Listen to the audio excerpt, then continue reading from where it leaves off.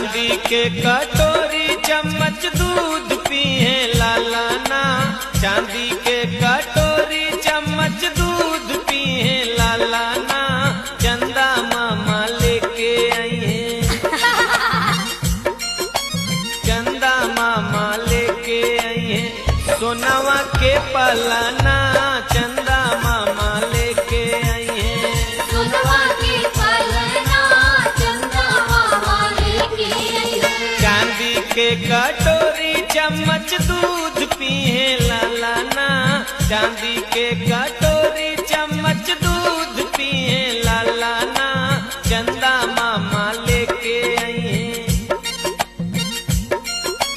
चंदा मामा लेके आई है सोनवा के पलाना।